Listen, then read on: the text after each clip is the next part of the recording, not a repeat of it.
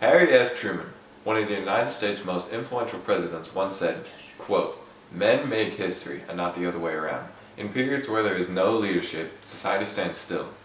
Progress occurs when courageous, skillful leaders seize the opportunity to change things for the better."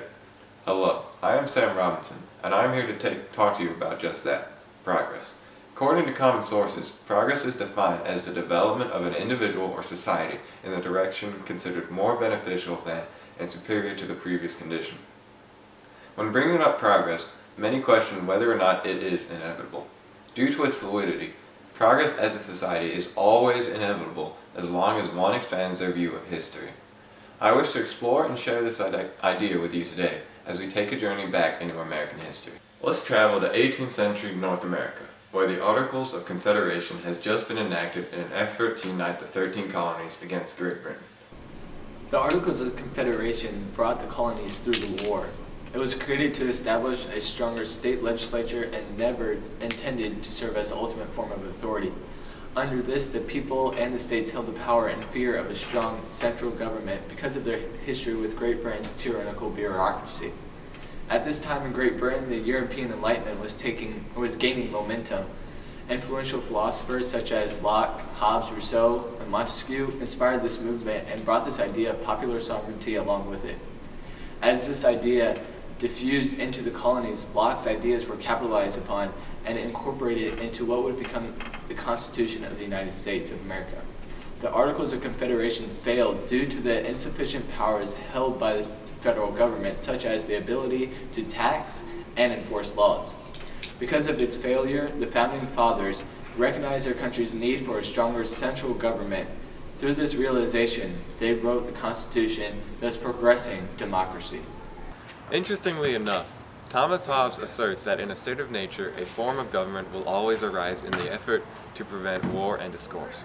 He stated, quote, "No arts, no letters, no society, and which is worst of all, continual fear and danger of violent death, and the life of man solitary, poor, nasty, brutish, and short," unquote. To describe a state of nature to which he determines a contract to be the only escape. This instance of governmental regulation is also visible in other time periods such as the Progressive Era, made prominent by Mefrakis. From 1890 to 1920, a social movement commonly referred to as the Progressive Era emerged in modern America.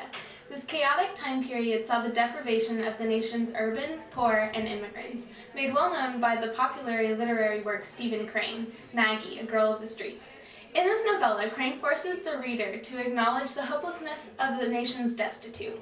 One could argue that Crane would fit the definition of a muckraker, being a reform-minded journalist bent upon exposing societal ills and governmental corruption. Other prominent figures that were considered muckrakers consist of Dorothea Dix, who wrote a memorial to the legislature of Massachusetts, outlining the horrific treatment of the nation's indigent insane, and Upton Sinclair Jr., who wrote The Jungle. Sinclair's unveiling of the barbaric and unsanitary practices of the American meatpacking industry during the 20th century outraged the public.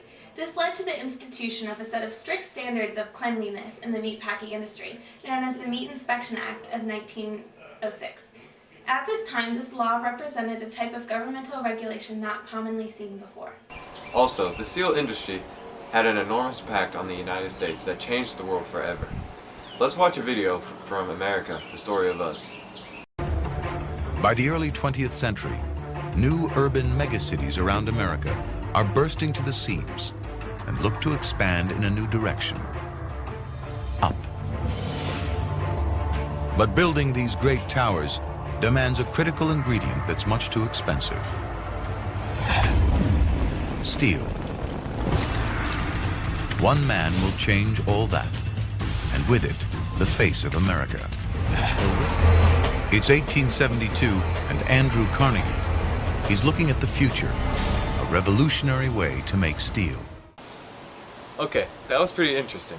By all these examples and testimonies, it's clear that progress is always inevitable as one expands their view of history. If the Articles of Confederation wouldn't have failed initially, then the Founding Fathers wouldn't have realized that they needed a stronger central government, thus would not have thought to put that in the Constitution. If Dorothea Dix hadn't written a memorial to the legislator of Massachusetts, or if Upton Sinclair Jr. hadn't written The Jungle, then the horrific practices in the insane asylums and in the meatpacking industry might still be practiced today. America as a whole gained something important and beneficial for society during these time periods, which defines not only us, but progress. The expansion of rights also counts as progress. In the early expansion and colonization period, many individuals left Europe to come to the Americas as a result of religious persecution. This is one of the earliest examples of expansion of freedom. Throughout American history, liberty was limited to certain groups or individuals. African Americans and women saw firsthand these limited rights and freedom. Women were the first to be deprived of their rights in the early establishment of the colonies. The duty of women was to serve in the domestic sphere. They were subject to men and could not own any land or make any money that was theirs. However, one woman had a very profound education which was rare amongst others and used it to advocate for herself and other women. Abigail Adams, perhaps one of the most influential women of the 18th century, wrote many letters to her husband John Adams urging him to quote-unquote remember the ladies when he was attending the Constitutional Convention. Abigail Adams had a huge impact on society with the advancement of female rights. After her death, other women came along and continued Abigail Adams' work. Elizabeth Cady Stanton was one such person who was an important influential women's rights activist in the 19th century along with Lucretia Mott. At the Seneca Falls Convention in 1848, the first women's rights convention, Elizabeth Cady Stanton and Lucretia Mott urged people at the convention to sign the Declaration of Rights and Sentiments. Of the 300 attendees, only 68 women and 32 men signed the document. This established the progression and expansion of equal rights in the United States. Women were not the only group of people who were persecuted and had limited rights.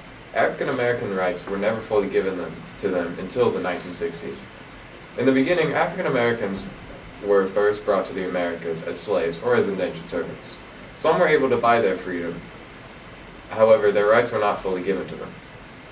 The Civil War did not give African Americans their rights. Rather, it wasn't until after World War II and the Civil Rights Movement that their rights were given to them. Activists such as Martin Luther King Jr. and Malcolm X sought for actions to be taken as a way to gain their rights. Martin Luther King Jr. advocated for nonviolence, while Malcolm X advocated for violence. During World War II, many realized how much the African American Air Corps was contributing to the war. Without the Tuskegee Airmen, the war may have been prolonged. This was the first step to the progression of equal rights, as the United States was on the brink of realization of their unjust actions towards African Americans. Martin Luther King Jr. and Malcolm X were the most influential African Americans of the 1950s and 60s. Both of these men led large demonstrations, but in different ways. Martin Luther King Jr. led peaceful demonstrations such as the March on Washington, in which he delivered his famous "I Have a Dream" speech. He advocated for equal rights and told his followers to earn these rights through peaceful actions such as civil disobedience and boycotting. Malcolm X, leader and activist of the Black Muslim faith, advocated for his followers in his famous speech, "The Ballot or the Bullet," to defend themselves against white aggressions, quote and unquote, by any means necessary. Though these men had their own methods of seeking equality and justice, the result was the same. They had progressed the rights of African Americans. The rights of African Americans really took shape after World War II and in the Civil Rights Movement. It was during World War II when about 2.5 million African Americans were drafted or volunteered for the Allies. This played a significant role in the success of the Allies. This also meant success for African Americans in the fight for rights as explained by the Double Victory Campaign in 1942. Although World War II had negative consequences, it has led people to value humanity, and it has led to many inventions that are still used today, such as the development of military weapons and advancement in the medical field. Through the failure of Articles of Confederation, the struggles of African Americans and women, and the World War II, it is undeniable that progress is always inevitable as one expands their scope of history. Out of all these events that have occurred in the U.S. history, one prime example that explains this is Rosie the Riveter.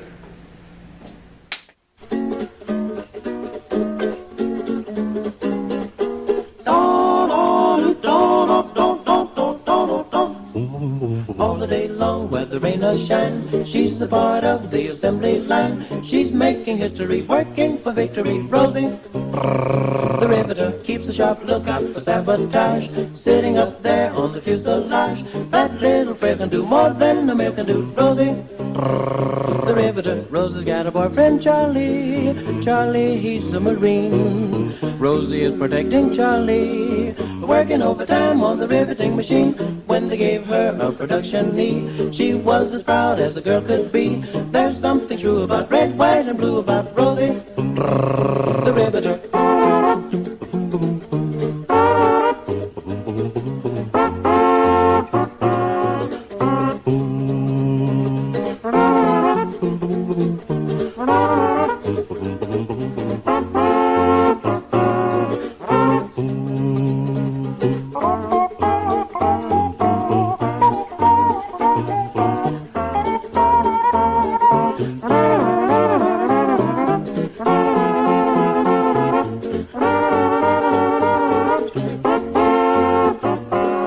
Rosie, the riveter. Rosie, Rosie, Rosie, working on assembly line.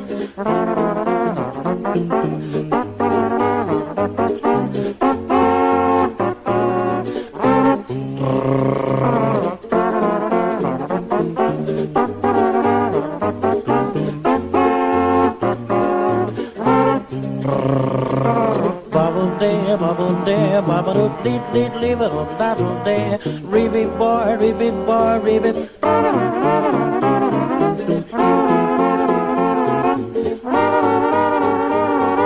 Rosie, Rosie, Rosie.